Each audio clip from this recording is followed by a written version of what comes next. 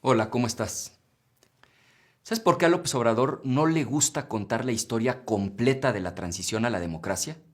Pues porque lo deja muy mal parado, porque lo desnuda como lo que realmente es. Hay dos momentos clave que explican ese gran cambio, esa transición a la democracia.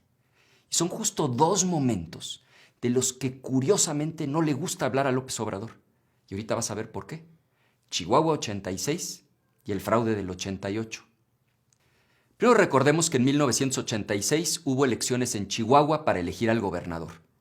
En ese entonces todo lo controlaba el PRI, pero debido a la crisis económica que empezó en el 82, la gente estaba ya muy enojada con el gobierno, muy enojada con el PRI.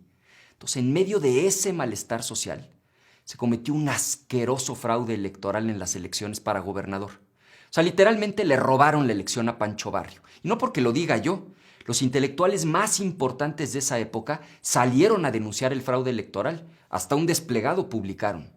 Lo firmaron Octavio Paz y Enrique Krause. También Gabriel Said y Héctor Aguilar Camín, lo mismo que Elena Poniatowska y Carlos Monsiváis, entre otros. El reclamo no tenía nada que ver con ser de derecha o de izquierda. Era una lucha porque hubiera democracia en México. Fíjate, Luis H. Álvarez, siendo presidente municipal de Chihuahua por el PAN, inició una huelga de hambre en protesta contra el fraude. ¿Y quién viajó hasta Chihuahua a convencerlo de levantar la huelga de hambre? Un líder histórico de la izquierda mexicana, don Eberto Castillo. O sea, lo que hay que recordar es que Chihuahua 86 fue un parteaguas porque se unieron todos los que creían en la democracia. Y quizá te estés preguntando, pues, ¿por qué habría de avergonzar todo esto a López Obrador? Pues muy simple. ¿Quién fue el arquitecto de ese fraude electoral en Chihuahua? El secretario de Gobernación. ¿Y quién era el secretario de Gobernación en el 86? Era Manuel Bartlett. ¿Y dónde andaba López Obrador en ese momento? En el PRI, calladito como momia. Era un distinguido priista del estado de Tabasco. El otro episodio que no les gusta es el que pasó 2 años después, la elección presidencial del 88. Compitieron Carlos Salinas de Gortari por el PRI, Manuel Cloutier el Maquío por el PAN, Cuauhtémoc Cárdenas por el Frente Democrático Nacional, al que por cierto más adelante se sumó Eberto Castillo. ¿Te acuerdas el que 2 años antes fue a ver a don Luis H. Álvarez a su huelga de hambre?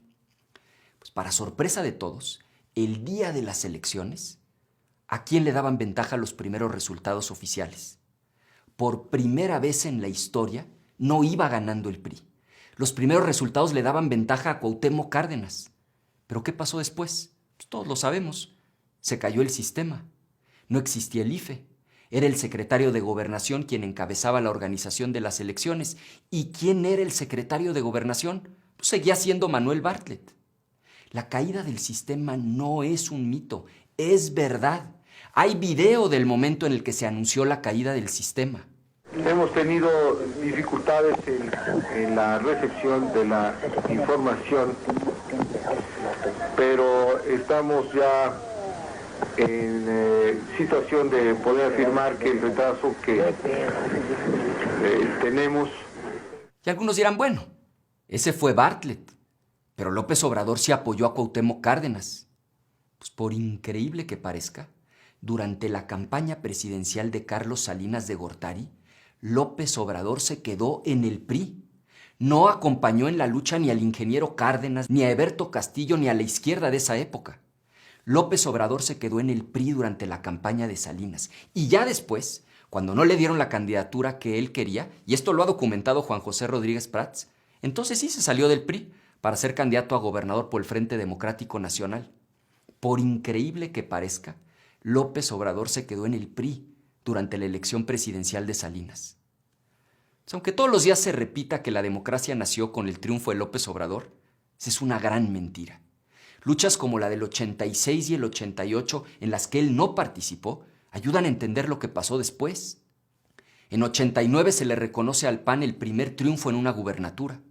En 96 el IFE se vuelve 100% autónomo del gobierno, con Woldenberg como su presidente. En 97 Cuauhtémoc Cárdenas gana la jefatura de gobierno del DF y por primera vez el PRI pierde la mayoría en la Cámara de Diputados.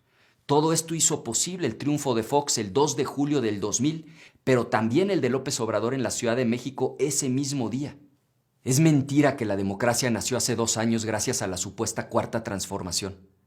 Pero además de ser una gran mentira, es una injusticia brutal y una muestra de enorme ingratitud hacia miles de mujeres y de hombres que dieron su vida, que lucharon por construir las condiciones que, entre otras cosas, permitieron su triunfo en 2018, exactamente 30 años después del fraude del 88.